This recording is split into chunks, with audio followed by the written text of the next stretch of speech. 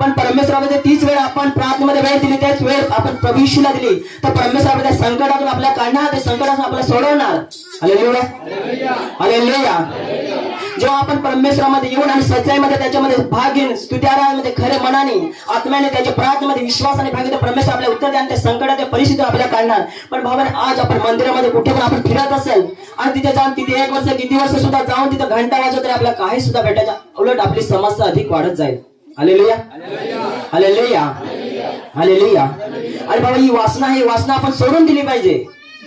जी डोळ्याची वासना आहे ती आपण सोडून दिली पाहिजे, कारण डोळ्याची वासना ही आहे, आपल्याला कुठली जरा वस्तू चांगली दिसली की आपल्याला लगेच आपल्या मनामध्ये विचार येतो, आपण अभिलाषा करतो, आपल्या दुसऱ्या स्त्रीला सुद्धा पाहून आपल्या मनामध्ये लगेच विचार येतो. आपण परमेश्वराने आपल्याला दिलेला सुद्धा आपण तरी आपण त्याच्या ऐकत नाही आणि आपण दुसऱ्या स्त्रीकडे सुद्धा पाहतो. ती सुद्धा वासना आहे, ती आपण सोडलेली पाहिजे. Hallelujah, hallelujah, hallelujah. कारण जेव्हा आपण ते सोडणार तेव्हा परमेश्वर आपल्याला सहाय्य करणार, तेव्हा आपल्या परमेश्वर मार्गदर्शन करणार. आपल्या तुमच्या पाप चुका हेत आहे, आपण आज या डोळ्याच्या तारे पाहून आपण या शरीराचे तारे संसाराविषयी जास्त आपण चिंता करत आहोत की संसार माझा कसा चालला पाहिजे.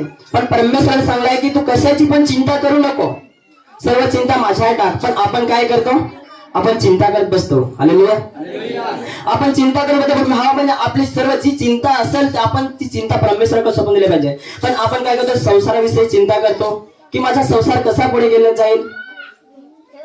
हालेलुया. आपण पैशाबद्दल विचार करतो, कामाबद्दल विचार करतो, पण भावने हा आपण सर्व सोडून दिल्या पाहिजेत. ही वासना सोडून दिली पाहिजेत आणि त्या परमेश्वराचं आपण वचन आठवण केलं पाहिजे. त्या परमेश्वराचं जिवंत वचन आठवण काय, कारण ते वचन सांगत आहे की तुम्हाला कशाची पण तुम्ही चिंता करू नका, तुमची सर्व चिंता माझ्यावर टाका.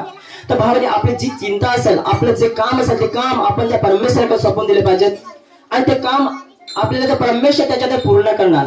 ते कामात जी समस्या परमेश्वर आपल्याला काढणार आणि आपल्याला तो सहाय्य करणार. Hallelujah, hallelujah, hallelujah.